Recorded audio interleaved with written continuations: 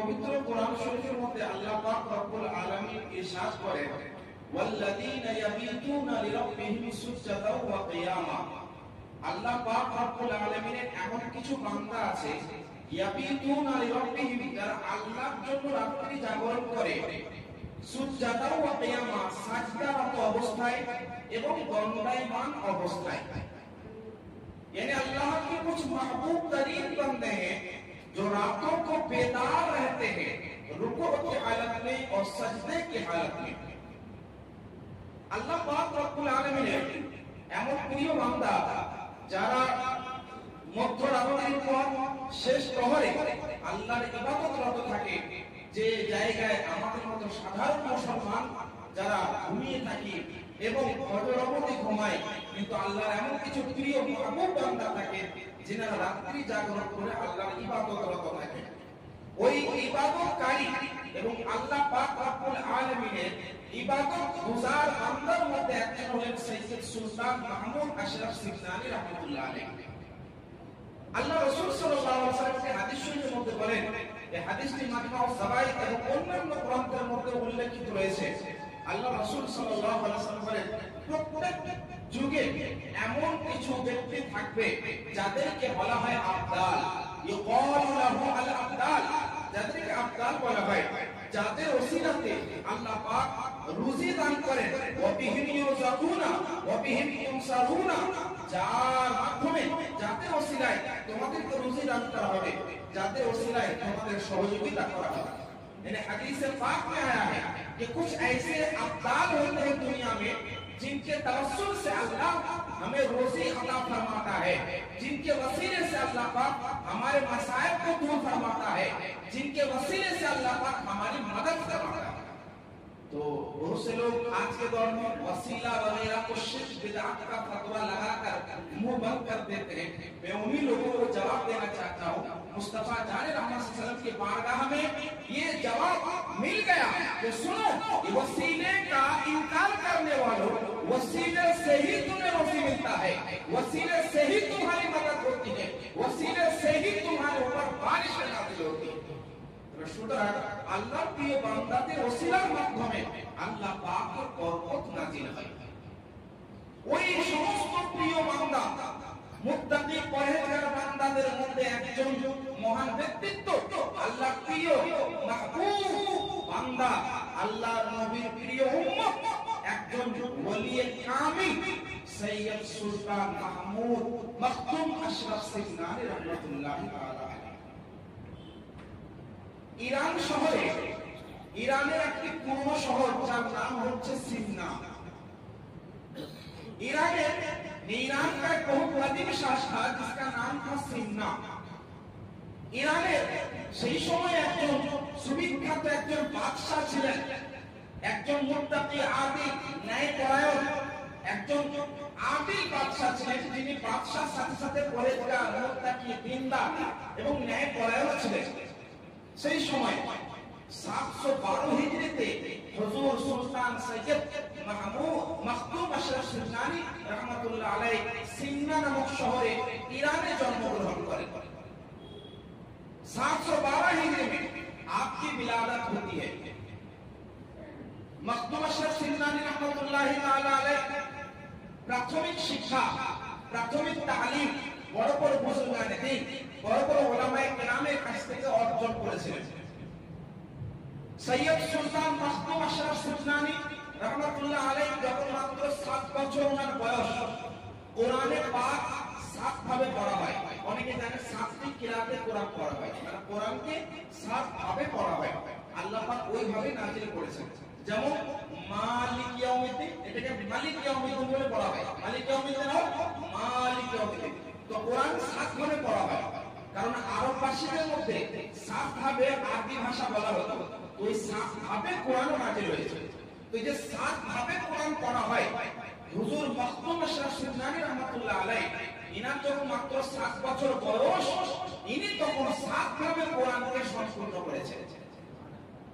और जब इनकी उम्र सिर्फ 12 साल, लगभग इनकी उम्र 15 साल जब हुई, 15 साल इनकी उम्र जब हुई, तो उलूम में मुरव्वजा इन्होंने तकमील फरमाया। प्रचलित शिक्षा সেই সময় যেভাবে পড়াশোনা হতো, প্রচলিত শিক্ষা, উনি মাত্র 15 বছর বয়সের মধ্যে সম্পূর্ণ জ্ঞান অর্জন করে নিয়েছিলেন। সেই সময় ওনার পিতা, যিনি আদিল ন্যায়পরায়ণ বাদশা ছিলেন, ওনার ইন্তেকাল হয়ে যায়। ওনার পিতা একজন বিখ্যাত বাদশা ছিলেন, ন্যায়পরায়ণ ছিলেন, আদিল ছিলেন। পিতার ইন্তেকালের পরে ইনি বাদশা রূপে নিয়োজিত হন। মানে হুজুর মাসতুম আশরাফ সুন্নানী রাহমাতুল্লাহি তাআলা আলাইহি ইনিও বাদশা রূপে নিয়োজিত হন। 10 বছর পর্যন্ত ইনি বাদশা ছিলেন। কোথায়? ইরানে। 10 সাল तक आप हुक्मरान रहे। যতদিন পর্যন্ত ইনি বাদশা ছিলেন, নাগরিকদের উপরে ন্যায় করতেন, জাস্টিস করতেন, সমাজের পরিচালনা সুন্দরভাবে শরীয়ত মোতাবেক পরিচালনা করতেন। সেই সময়ে ইরানে 10 বছর যে হুকুমত ইনার চলেছিল, সেই সময় ইনার মাধ্যমে, ইনার তত্ত্বাবধানে নাগরিকরা সবাই প্রশান্তিময় জীবন যাপন করত। রিওয়ায়াত में आया है, একদা উনি স্বপ্নের চোখে হযরত খিজির আলাইহিস সালাতু ওয়াস সালামকে দেখলেন। আল্লাহর নবী হযরত খিজির, মাশহুর রিওয়ায়াত, সুবিখ্যাত ওলি হযরত খিজির আলাইহিস সালাম স্বপ্নের চোখে দেখাচ্ছেন, এ মাসতুম আশরাফ সুন্নাহ, তোমার কাজ এবার সম্পূর্ণ হয়ে গেছে। এবার তুমি চলে যাও ভারতবর্ষে একজন বিখ্যাত আল্লাহওয়ালা আলাউল হক পান্ডবী রাহমাতুল্লাহ আলাইহি, তুমি তার কাছে চলে যাও, ওখান থেকে জ্ঞান অর্জন করো। हम जो बंगाल में रहते हैं, ये बंगाल की जो तारीख है, अगर आपके सामने पेश किया जाए तो आपके रोंगटे खड़े हो जाएंगे कि हम ऐसी जगह पर बसते हैं जहां पर बड़े-बड़े औलिया किराम यहां से दीन की तबलीग फरमाई है। আমরা পশ্চিম বাংলার বাসিন্দা।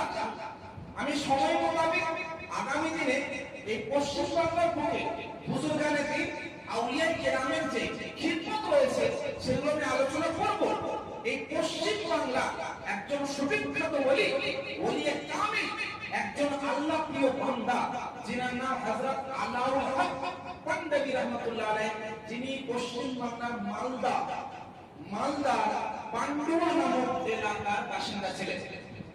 তো ইরান থেকে হযরত মাসতুম আশরাফ সুন্নানী রাহমাতুল্লাহ আলাইহি স্বপ্নের চোখে দেখলেন হযরত খিজির আলাইহিস সালামকে, যিনি ওনাকে বলছেন যে যাও हिंदुस्तान के बंगाल सूबा में एक मालदा है जहां पे बहुत बड़े वली जिनका नाम अलाउल हक पांडवी है, उनके बारगाह में जाओ और उनसे हिसाब फैज करो। হযরত মাসতুম আশরাফ সুন্নানী রাহমাতুল্লাহি তাআলা আলাইহি ইনি 10 বছর পর্যন্ত হাকিম ছিলেন, বাদশা ছিলেন, সুলতান ছিলেন। 10 বছর যাবত থাকার পরে উনি বাদশাহ সালতানাতকে পরিত্যাগ করলেন। आज के दौर में कोई ऐसा हो सकता है जो बादशाह को छोड़ दे, सल्तनत को छोड़ दे, हुकूमत को छोड़ दे? आज के दौर में लोग ऐश इशरत की जिंदगी की फिक्र में रहते हैं। हजरत मासতুম আশরাফ সুন্নানী রাহমাতুল্লাহ আলাইহি ইনার কাছে সালতানাত ছিল, বাদশাহ ছিল, হুকুমত ছিল, রাজত্ব ছিল, ধন সম্পদ ছিল, কিন্তু একমাত্র ইনার মনে, ইনার অন্তরে আল্লাহ রাব্বুল আলামিনের ইবাদত, তাকওয়া, পরহেজগারি, আল্লাহর দ্বীনের ফিকরে, ইসলামের প্রচার প্রসার করার মনোভাব এর অন্তরের মধ্যে ছিল। সেই জন্য সর্বদা যতদিন যাবত উনি বাদশাহ ছিলেন, সর্বদা ওনার মন, ওনার প্রাণ, ওনার অন্তর, ওনার ফিকর, ওনার জেহেন আল্লাহর ইবাদতের মধ্যে মগ্ন থাকত। হযরত মাসতুম আশরাফ সুন্নানী রাহমাতুল্লাহ আলাইহি মাত্র 25 বছর বয়স, মানে 10-15 বছর বয়সে ইলম হাসিল সম্পূর্ণ করলেন, 10 বছর বাদশাহ থাকলেন। 25 বছর বয়সে উনি চলে এলেন ভারতে। ভারতে একাধিক আউলিয়া কিরামের দরবারে গেলেন, যেমন হুজুর নিজামউদ্দিন আউলিয়া, হুজুর কুতুবউদ্দিন বাখতিয়ার কাকি রাহমাতুল্লাহ আলাইহি এবং অন্যান্য বড় বড় আউলিয়া কিরামের কাছে এলেন, ওনাদের কাছ থেকে ফয়েজ অর্জন করলেন। শেষ পর্যন্ত উনি গেলেন মালদার পান্ডুয়া, যেখানে হুজুর আলাউল হক পান্ডবী রাহমাতুল্লাহ আলাইহি ওনার দরবারে গেলেন। হুজুর মাসতুম আশরাফ সুন্নানী রাহমাতুল্লাহ আলাইহি পেয়েছিলেন জানেন 23টি মাধ্যমে ইনি ইমামে হুসাইন পাক রাদিয়াল্লাহু তাআলা আনহুর সঙ্গে বংশে সংযুক্ত।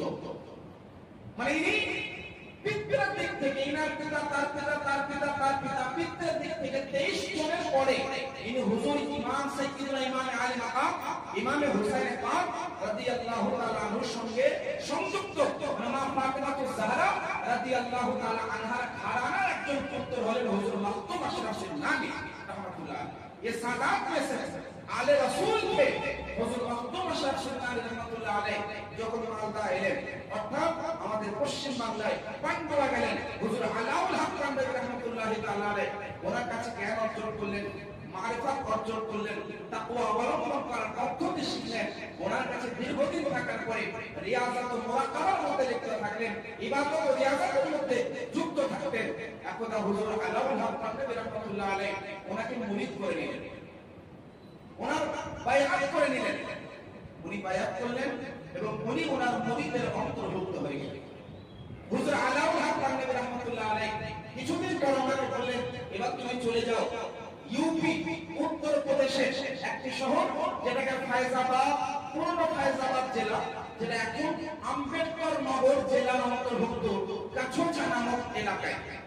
হুজুর আলাউল হক কান্দাবী রাহমাতুল্লাহ আলাইহি কথা শোনার পরে হুজুর মাকতুম আশরাফুল নবী রাহমাতুল্লাহি তাআলা আলাইহি উনি মালদা থেকে হুজুর আলাউল হক কান্দাবী রাহমাতুল্লাহ আলাইহি অনুমতি নিয়ে উনি চলে এলেন উত্তর প্রদেশের সেই সময়ে ফায়জাবাদ জেলার অন্তর্ভুক্ত অর্থাৎ এখনকার আম্বেদকর নগর জেলার অন্তর্ভুক্ত কাছোচা শরীফ, ওই জায়গায় গিয়ে ইনি অবস্থান গ্রহণ করলেন।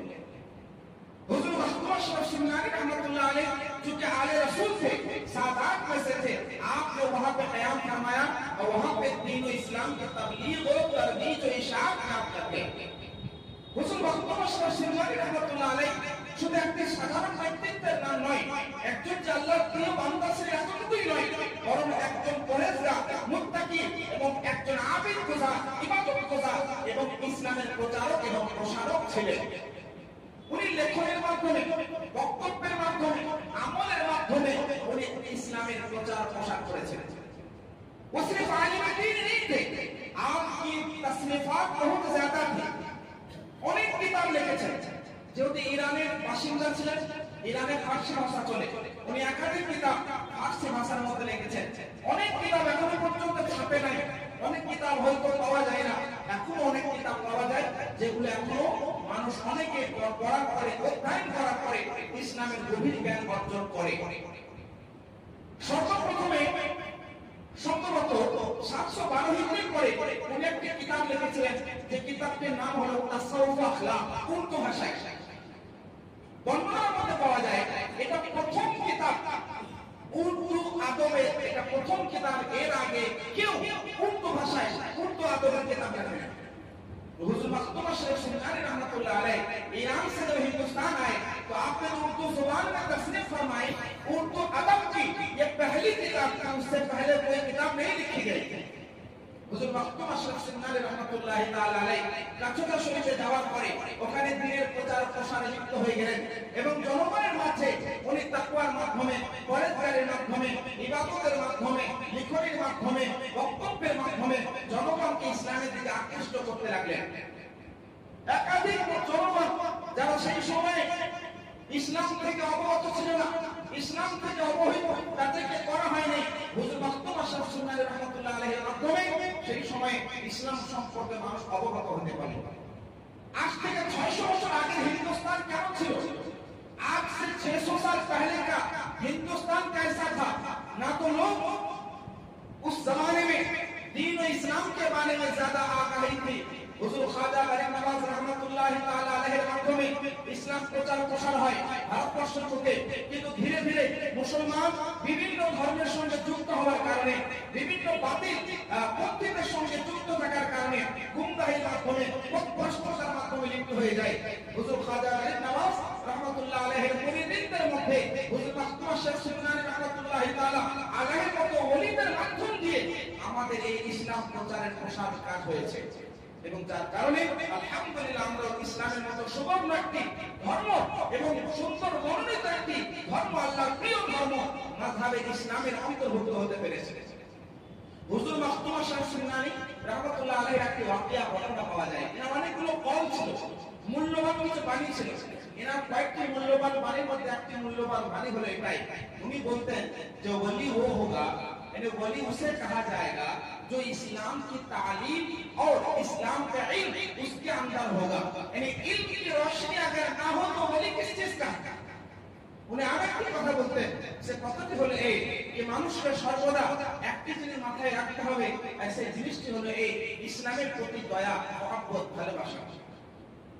একজন ব্যক্তি মানে কয়েকজন ব্যক্তি ওনার দরবারে হাজির হয় মুরিদ হওয়ার জন্য, আর তার মধ্যে একজন ব্যক্তি মানে মদ পান করে হুজুর মাকতুম আশরাফ সিন্নারি রহমাতুল্লাহ আলাইহির দরবারে হাজির হয়ে গেলেন। হুজুর মাকতুম আশরাফ সিন্নারি রহমাতুল্লাহ আলাইহি যখন বুঝতে পারলেন যমক ব্যক্তিরা মদ পান করেছেন, উনি একটি কথা বললেন, আরে तुम जिंदा हो और शराबी भी हो, मतलब तुम जिंदा भी हो और शराबी भी हो, বেঁচে আছো আবার মদ পান করছো। এই বলার সাথে সাথে ওই ব্যক্তি ইন্তেকাল হয়ে গেল। आपने ये अल्फाज जैसा अपनी जुबान से निकाला उनकी मौत हो गई। और সবাই বলে মদ তো পান করো না, মদ তো হারাম। কারণ যার মধ্যে জীবন থাকবে, হায়াত থাকবে, প্রাণ থাকবে, যার মধ্যে হায়াত আল্লাহ প্রদত্ত জীবন যার মধ্যে থাকবে সে কোনোদিন মদ পান করবে না।